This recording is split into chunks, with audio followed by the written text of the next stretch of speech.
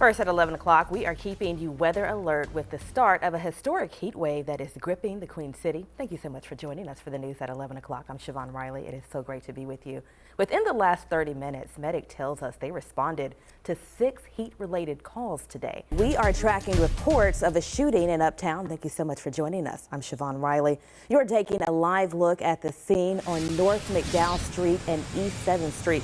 Medic tells us one person is fighting life-threatening injuries as we speak. And this has been an active scene for the past 6 hours. You can see I'm counting about 8 squad cars that are still out here on the scene. Very rough for a lot of people we spoke with today. And unfortunately, we were told that kids had to witness this crime scene when they returned home from school. Check this out. The Panthers holding their annual Fan Fest tonight in Uptown Charlotte. It was a special night for the fans and players, especially one very young new Panthers player in particular. When I went outside today, it was just so hot and humid. I had to curl my hair at least 3 times today. It's just that time of the year. Now, here at Stars Arcade, this business is boarded up right now, and people have been driving by all day only to find the doors locked and the business shut down. And tonight, CMPD is investigating a shooting that left an entire neighborhood on high alert and 3 people in the hospital, 2 with life-threatening injuries. This happened along Stroud Park Court in North Charlotte. Now we have WCNC Charlotte's Anna King joining us live in the studio. And Anna, you have been talking to community leaders, and they are doing everything they can to keep the community safe.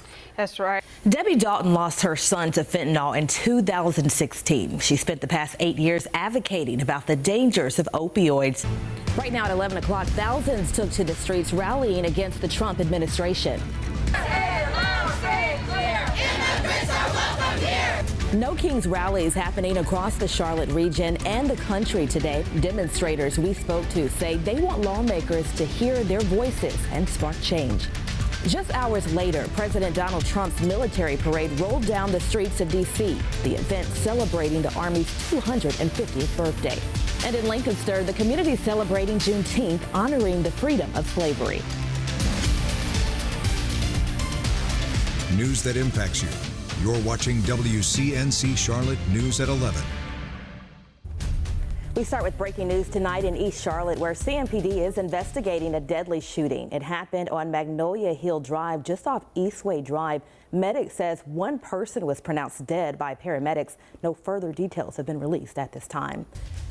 And multiple crews responded to Lake Norman this evening for a reported drowning. Officials say this happened near channel marker 20. WCNC Charlotte's Anna King joins us now with more details on this. Anna, what do we know so far? All right, thank you so much for keeping us updated. And just hours ago, Kings Mountain Police say another person drowned at Moss Lake. Authorities say William Korn lost his life. Kings Mountain Police are investigating what led up to that drowning. And now let's go ahead and take a look at your weather forecast. We are getting a look at heavy flooding hitting the Carolinas this evening. This is video out of Greensboro. You can see some roads were left impassable. Meteorologist Brittany Van Voorhees joining us right now. She has been tracking this heavy rain earlier. You saw her talking about that on WCNC Plus. Brittany, what's the latest? well, we're still seeing a lot of rain. All right, thank you so much for keeping us updated. Thousands of people here in the Charlotte area and across the country rallied at No Kings protests, speaking out against the Trump administration. More than a dozen protests were held in the Charlotte area alone. WCNC Charlotte's photojournalist Ben Green was at today's protests in Uptown and shares more on their message. No hate, no ICE. And we brought you live coverage of these rallies and other rallies across the country live all afternoon inside the WCNC Plus app. Be sure to download so you do not miss live breaking coverage as it happens. In Washington, President Donald Trump held a massive parade to honor the Army's 250th birthday. In addition to hundreds of vehicles and thousands of soldiers marching in the nation's capital, there was also a concert and fireworks. NBC's Jay Gray has the latest. Right now, as we speak, a manhunt is underway in Minnesota after 2 lawmakers were shot and 1 was killed. Representative Melissa Hortman and her husband were killed, and Senator John Huffman was seriously hurt. New tonight, we are learning a plane crashed in eastern North Carolina and authorities believe no one survived. It happened near Tabor City this afternoon. The Columbus County Sheriff says at least 2 people were on board at the time of that crash. The NTSB is still investigating. And still ahead, honoring history here in the Carolinas. See how the Lancaster community is celebrating Juneteenth. A story you saw here on WCNC Charlotte last night. A federal judge dismissed some claims made by the family of Shanquilla Robinson in their lawsuit against the FBI and State Department. Her mother was suing for $100 million in damages in connection to her daughter's death while on a trip to Mexico in 2022. Family attorney Sue Ann Robinson says the dismissal of certain claims was expected. No arrests have been made in that case. A drunk driver hit and killed a rare horse at the Outer Banks this morning. The Currituck County Sheriff's Office says the driver hit the horse near Nag's Head just after midnight. We are told the 5-year-old stallion is part of a critically endangered population.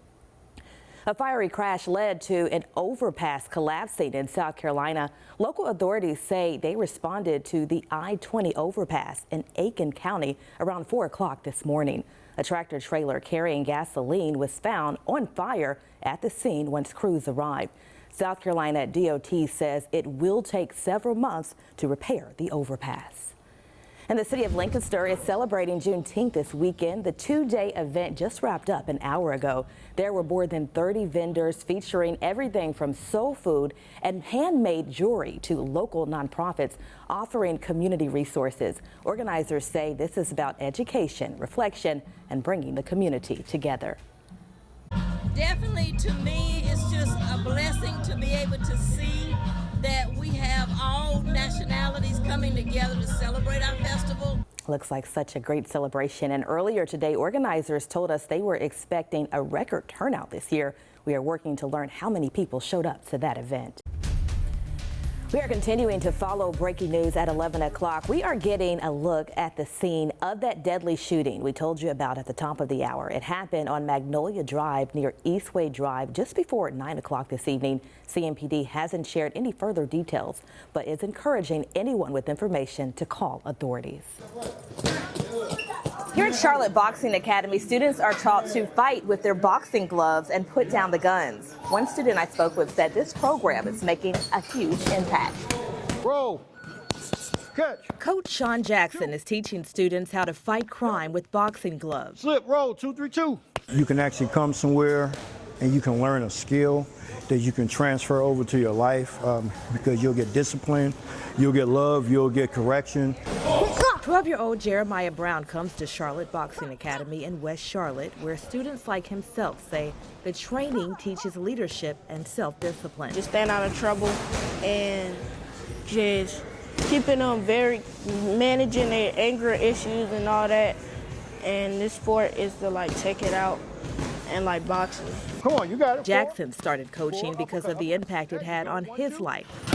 Catch. The biggest lesson he wants students to learn is how one bad decision can change everything. And I saw a lot of my friends get caught in the lifestyle of guns and drugs, but this, along with my family and my relationship with church and God, that kind of helped to steer me in a path where it kept me out of those things. Good. Ain't too tight, is it? He believes this program is one solution to fighting violence in a community where even some of the kids he coached were impacted by gun violence. Some of them that actually didn't get shot or killed, but got caught up in gun and gang violence. So it saddens us because we still try to go to the prison sometime and visit them. The nonprofit develops competitive amateur boxers. 2 boxers went on to earn the Youth World Champion titles. Brown says having mentors he can look up to is helping him get one step closer to reaching his goal. Y'all gonna see me in a few years, being on the big stage, a world champion one day, and a Hall of Fame.